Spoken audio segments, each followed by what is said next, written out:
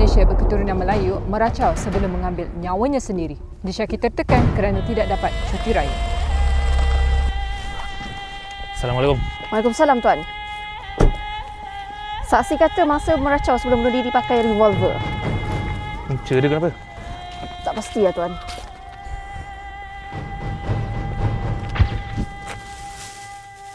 Takkan sebab tak dapat balik raya kot.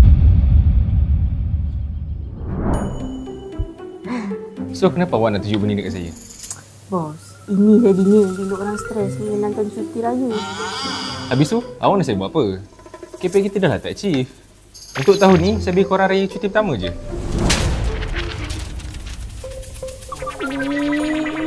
Awak ingat tak janji awak Muna? Bos, saya tak cuti raya pun tak apa. Lagi-lagi kalau saya tak capai KPI. Lagi saya sanggup kerja. Kerja. Okay, macam ni lah. Selain daripada 4 orang yang achieve KPI tu, korang semua boleh cuti raya pertama je. Melainkan Bos kata, kemas rumah dia dulu, baru dia bagi cuti raya. Sudah kita nak buat. Berkata kita kemas rumah dia, lepas tu kita hias rumah dia. Cun. Okey, macam mana kita nak buat? Assalamualaikum, bos. Kita orang nak kemas hari ni juga. okey, saya dekat atas. Benda first kali kita kena buat, bila sampai je, kita bahagikan kepada 2 grup. Tim stylist dengan tim cleaner. Tapi sebelum tu, kena check baju tu. Hei, ya jom ayo. Tukar. Stylist boleh arrange decor item dan furniture. Sini. Muna, bagi tahu lah kiri ke kanan. Okey, kanan. Cleaner, pastikan semua tempat tak ada satu pun kotoran degil. Aku kena buat apa? Kau pergi bazar dan siapkan makanan kita orang semualah.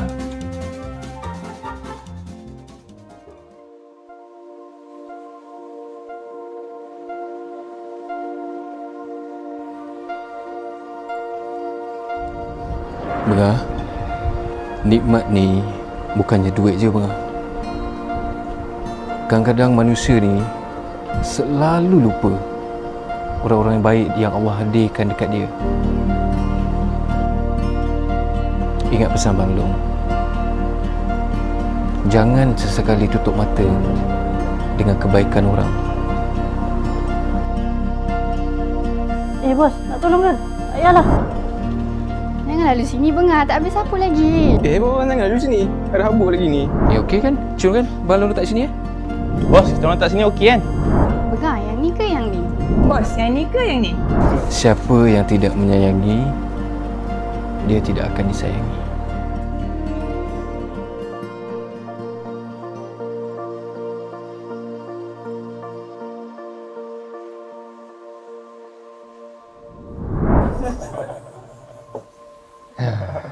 Okey.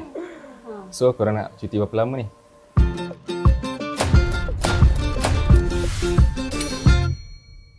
Rezeki. Bos tiba-tiba bagi cuti kita orang semua selama 6 hari. Apa lagi, semua balik rumah dan siap-siap untuk balik kampung masing-masing. Ada yang menggosok tak habis-habis, ada yang siapkan kuih dan ada yang sesat. Apa-apa pun, still sampai kat kampung dengan selamat. Hari ketiga, kita orang semua datang berada dekat rumah bos. Assalamualaikum. Bos mesti terkejut sebab biasa rumah dia kosong. Tapi raya ni penuh.